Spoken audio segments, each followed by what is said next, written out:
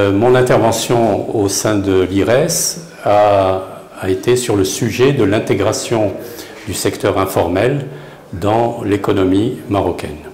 Comment le digital peut aider à cette intégration.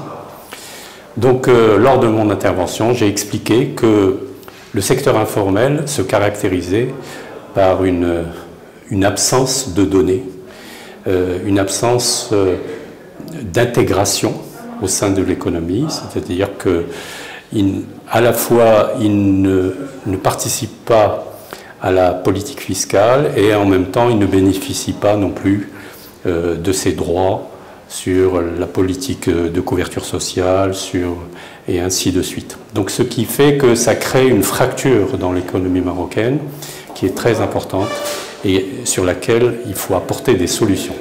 Le digital, grâce à la monnaie électronique, est une des solutions qui a été utilisée dans plusieurs pays et qui a donné ses preuves.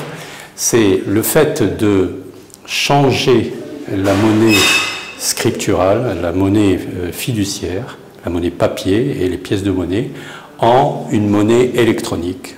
C'est-à-dire favoriser la monnaie électronique, le paiement par carte, le paiement par mobile, et rendre cette monnaie électronique moins coûteuse que la monnaie papier et la monnaie pièce de monnaie, pour la rendre accessible à l'ensemble des commerçants, des acteurs de l'économie.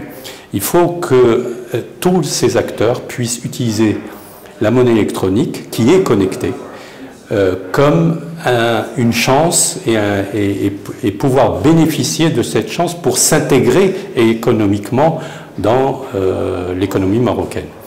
Le fait de recourir à la monnaie électronique va permettre d'élargir l'assiette fiscale, d'élargir l'assiette des cotisations sociales, de mieux intégrer ces populations.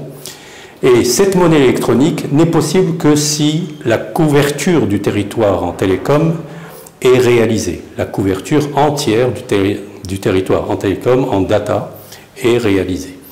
Et le prérequis aussi, c'est que les coûts d'usage de cette monnaie doivent être exactement les mêmes que les coûts d'usage de la monnaie papier, c'est-à-dire qu'ils doivent être pris en charge par la Banque centrale, et au lieu de payer l'encre pour imprimer et le papier pour imprimer les billets, la Banque centrale doit payer les frais d'interchange et les coûts des virements qui doivent être réglementés et baisser au plus bas niveau pour permettre l'avènement de cette monnaie électronique.